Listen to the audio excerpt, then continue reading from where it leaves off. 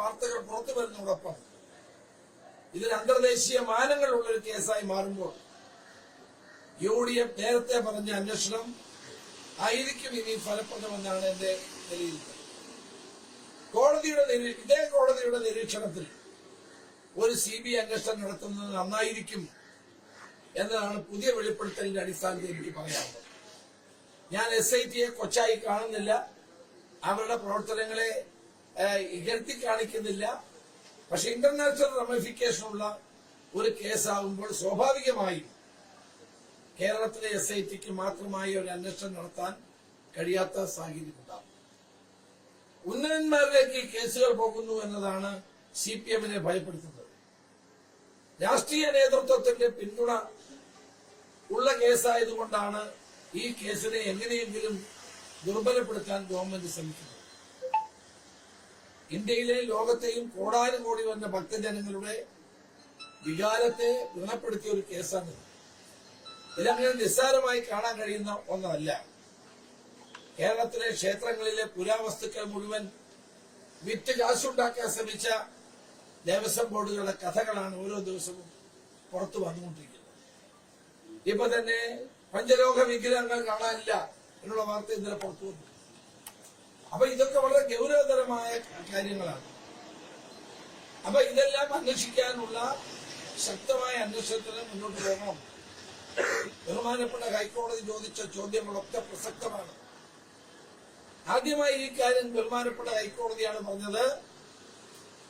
സുഭാഷ് കപൂർ എന്ന international smuggling agent നടത്തിക്കൊണ്ടിരിക്കുന്ന പ്രവർത്തനങ്ങളെ പറ്റി ചോദിച്ചത്. അന്ന് കോടതിയുടെ പരാമർശം എത്ര ശരിയായിരുന്നു. അപ്പോൾ ഇപ്പോൾ നടക്കുന്ന അന്വേഷണം നടക്കട്ടെ, പക്ഷെ അതുകൊണ്ട് മാത്രം പ്രശ്നങ്ങൾ തീരില്ല.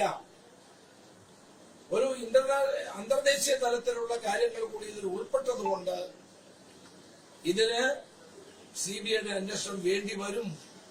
ഇന്നല്ലെങ്കിൽ നാളെ അത് വേണ്ടി വരും എന്നതാണ് വസ്തുത. അപ്പോഴത് കോടതിയുടെ നിയന്ത്രണത്തിലുള്ള അന്വേഷണമാണ് അനിവാര്യമായി.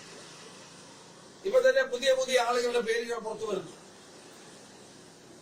അവരൊക്കെ ഇതുമായി പങ്കുണ്ട് എന്ന് തെളിയിക്കപ്പെടുന്നു, എന്നൊരു തെളിവുകൾ പുറത്തു വരുന്നു. അപ്പൊ സമഗ്രമായ ഒരു കോടതിയുടെ നിയന്ത്രണത്തിലുള്ള CBI അന്വേഷണത്തിലേക്ക് ഇത് പോകേണ്ട ഘട്ടമായിരിക്കുന്നു എന്നാണ് എനിക്ക് പറയാനുള്ളത്. SIT അവരെ കൊണ്ട് കഴിയാവുന്നതൊക്കെ ചെയ്യട്ടെ. എല്ലാ പ്രലോഭനങ്ങളും സമ്മർദ്ദങ്ങളും ഉണ്ടായിട്ടും SITയുടെ പ്രവർത്തനങ്ങളെ ഞങ്ങൾ ആരും മോശമാണെന്ന് പറഞ്ഞിട്ടില്ല. ഒരു കാര്യം വളരെ വ്യക്തമാണ്, ഇതിന്റെ പിന്നിൽ വലിയ ഒരു ഗൂഢസംഘം പ്രവർത്തിക്കുന്നു. ആ ഗൂഢസംഘത്തിന് കേരളത്തിൽ അധികാരത്തിലിരിക്കുന്ന ഗവൺമെന്റിന്റെ ഉത്തരവാദിത്തപ്പെട്ട സ്ഥാനങ്ങളിലിരിക്കുന്ന ആളുകളുമായി ബന്ധമുണ്ട്. ഒരു വലിയ ഗൂഢസംഘം ഈ ശബരിമലയിലെ കൊള്ളയുടെ പിന്നിലുണ്ട്. വലിയ ആസൂത്രിതമായ ഒരു ഗൂഢാലോചന ഇതിന്റെ പിന്നിലുണ്ട് എന്നുള്ളത് സത്യമാണ്. ഇതെല്ലാം പുറത്തു കൊണ്ടുവരുന്ന സാഹചര്യമാണ് ഇപ്പോൾ നിലവിലുള്ളത്. രണ്ടാമത് എനിക്ക് പറയാനുള്ളത്, ഇന്ന് ലോകമെമ്പാടും നാളെ ക്രിസ്മസ് ആഘോഷിക്കുക. ക്രൈസ്തവർ ഇന്ത്യയിലുടനീളം ലോകത്തെമ്പാടും ജാതിമത വ്യത്യാസമില്ലാതെ ജനങ്ങളും ക്രിസ്മസ് ആഘോഷിക്കുക. ദൗർഭാഗ്യവശാൽ ഉത്തരേന്ത്യയിലും കേരളത്തിൽ പോലും ക്രിസ്മസ് ആഘോഷിക്കുന്ന ക്രൈസ്തവർക്ക് നേരെ അക്രമങ്ങൾ നടന്നുകൊണ്ടിരിക്കുന്നു. വാളയാറിലുണ്ടായ സംഭവം, അതോടൊപ്പം തന്നെ ഇന്ത്യയുടെ പല ഭാഗത്തും ഉണ്ടാകുന്ന സംഭവം വളരെ ദൗർഭാഗ്യമാണ്. ക്രിസ്മസ് കരോളിനെ ആക്രമിക്കുക, ക്രിസ്മസിന് അവധി കൊടുക്കാതിരിക്കുക, ക്രിസ്മസിന് അവർക്ക് എങ്ങനെയെല്ലാം ബുദ്ധിമുട്ടുണ്ടാക്കാമോ അതെല്ലാം എല്ലാ ബുദ്ധിമുട്ടുകളും ഉണ്ടാക്കുന്ന പ്രവർത്തനങ്ങൾ BJP ഗവൺമെന്റുകൾ അധികാരത്തിൽ നിൽക്കുന്ന സംസ്ഥാനങ്ങളിൽ നടന്നുകൊണ്ടിരിക്കുകയാണ്. അപ്പൊ അത് അപലപനീയമായ ഒരു കാര്യമാണ്. ഈ ക്രിസ്മസ് ആഘോഷിക്കുന്ന വേളയിൽ ക്രൈസ്തവർക്ക് നേരെ ഉണ്ടാകുന്ന അതിക്രമങ്ങൾ ഞാൻ ശക്തമായി അപലപിക്കുന്നു. പ്രധാനമന്ത്രി ക്രൈസ്തവ ദേവാലയത്തിൽ പോയി പ്രാർത്ഥിക്കുന്നതുകൊണ്ട് കാര്യമായില്ലല്ലോ. തന്റെ അനുയായികളോട് ഇവർക്ക് നേരെയുള്ള ആക്രമണം നിർത്താനാണ് അദ്ദേഹം പറയേണ്ടത്. ആ ആക്രമണങ്ങൾ ഇത് വ്യാപിക്കുന്നു എന്നുള്ള ആശങ്ക ഇന്ന് ക്രൈസ്തവ സമൂഹത്തിനും മതേതര സമൂഹത്തിനും ഉണ്ട്. അവർ ഈ ആക്രമണം നിർത്തണം എന്നാണ് എനിക്ക് സൂചിപ്പിക്കാനായിട്ട്. കേന്ദ്രമന്ത്രി ജോർജ് കുര്യന്റെ വസതിയിൽ ഇന്നലെ മന്ത്രിമാരുടെ പങ്കെടുക്കുന്ന ചടങ്ങുകളപ്പോൾ ഈ BJP തൊട്ടുകൂടായ്മയുള്ള പാർട്ടിയല്ല എന്ന് ചില സഭാധ്യക്ഷന്മാരൊക്കെ പറയുന്നു. ഇതിനെ ഈ വ്യാപകമായ ആക്രമണം. അതെ, ക്രിസ്മസ് പാർട്ടി നടത്തുന്ന അതേ ആളുകൾ തന്നെ ക്രൈസ്തവർക്ക് നേരെ ക്രിസ്മസ് ആഘോഷിക്കുന്ന വേളയിൽ ആക്രമണം നടത്തും. ഇതാണ് എന്റെ വൈരുദ്ധ്യം. നാളെ പ്രധാനമന്ത്രി ക്രൈസ്തവ ദേവാലയത്തിൽ പോകുന്നത് തെറ്റൊന്നുമില്ല.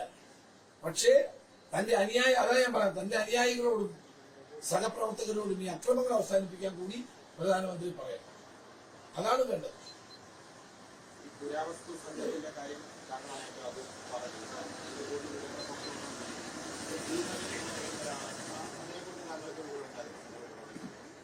മണി ആരാണ് എന്ന് നിങ്ങൾ തന്നെ പരിശോധിക്കാം. ദാവൂദ് മണിയെ പറ്റിയുള്ള കാര്യങ്ങൾ ഞെട്ടിപ്പിക്കുന്ന വിവരങ്ങളാണ് പുറത്തു വന്നുകൊണ്ടിരിക്കുന്നത്. ആ വിവരങ്ങൾ എന്നോട് പറഞ്ഞ ആൾ എന്നോട് സൂചിപ്പിച്ചെന്ന കാര്യമാണ്.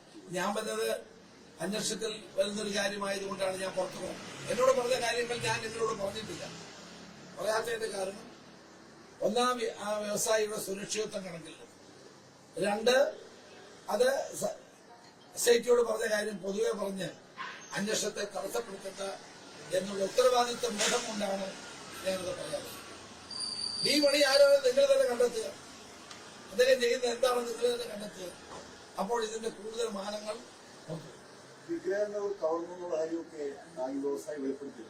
അതെനിക്കറിയില്ല. ഞാൻ അദ്ദേഹത്തോട് അതിന് അത്തരം കാര്യങ്ങളൊന്നും വിശദമായി ചോദിച്ചിട്ടില്ല. ഞാനല്ലോ ചോദിച്ച് മനസ്സിലാക്കുന്നത്. അത് SIT ആണ് ചോദിക്കേണ്ടത്. അത് SITയോട് പറഞ്ഞിട്ടുണ്ടോ ഇല്ലയോ എന്നുള്ളത് എനിക്കറിയില്ല. ഏതായാലും ഞാനതാ പറഞ്ഞത്, ഇത് വലിയൊരു മാഫിയ ഇതിന്റെ പിന്നിൽ പ്രവർത്തിക്കുന്നു. ആ മാഫിയയ്ക്ക് ഭരിക്കുന്നവരുമായി ബന്ധമുണ്ട്. ഇന്നലെ ശിവൻകുട്ടി പറഞ്ഞല്ലോ, സോണിയാഗാന്ധിയുടെ കയ്യിൽ എന്തോ കെട്ടിക്കൊടുക്കുന്നു. സോണിയാഗാന്ധിക്കും ആന്റോ ആന്റണിക്കും അടൂർ പ്രകാശനും ബന്ധമുണ്ടോ? ഞാൻ ചോദിക്കട്ടെ, മുഖ്യമന്ത്രിയുടെ ചെവിയിൽ ഈ ഉണ്ണികൃഷ്ണൻ പോറ്റി മന്ത്രിച്ചത് എന്തായിരുന്നു?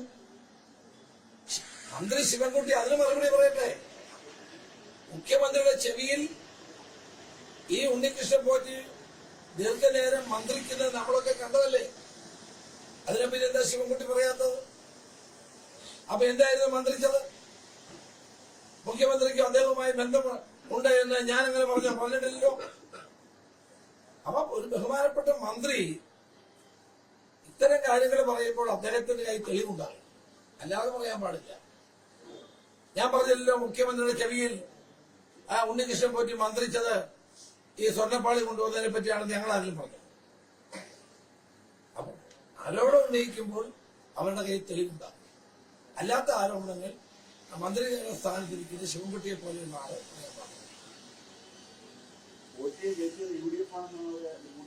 അല്ല, അതൊന്നും ജനങ്ങളാരും വിശ്വസിക്കുന്നില്ലല്ലോ. ജനങ്ങൾക്ക് അറിയാമല്ലോ ആരാണ്. പോറ്റിക്ക് ആരുമായിട്ടാണ് കൂടുതൽ ബന്ധമെന്ന് അറിയാത്തവരാരും തിരുവനന്തപുരം ജില്ലയിൽ ഇല്ലല്ലോ. അപ്പൊ അതുകൊണ്ട് അതിന്റെ യഥാർത്ഥ വസ്തുക്കൾ പുറത്തു വരുമ്പോൾ ഇതെല്ലാം ബോധ്യപ്പെടും. അങ്ങനെ ആരും വിചാരിച്ചാലും പുകപ്പുറ ഉണ്ടാക്കാൻ കഴിയില്ല. കൊച്ചി കോർപ്പറേഷൻ മേയർ തെരഞ്ഞെടുപ്പുമായി ബന്ധപ്പെട്ട്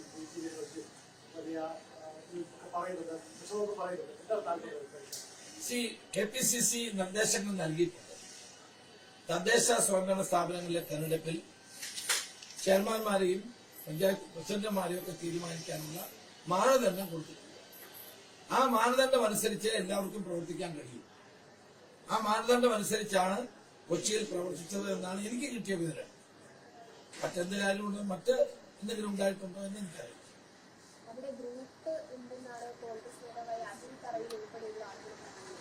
കേരളത്തിൽ പാർട്ടി ഗ്രൂപ്പില്ലല്ലോ, എല്ലാവരും ഗ്രൂപ്പ് അതീതമായിട്ടാണല്ലോ പ്രവർത്തിക്കുന്നത്. പ്രത്യേകിച്ച് ഗ്രൂപ്പുകളൊന്നും സജീവമല്ലല്ലോ. ആരും പുതുതായിട്ട് ഗ്രൂപ്പ് ഉണ്ടാകായിരുന്നു.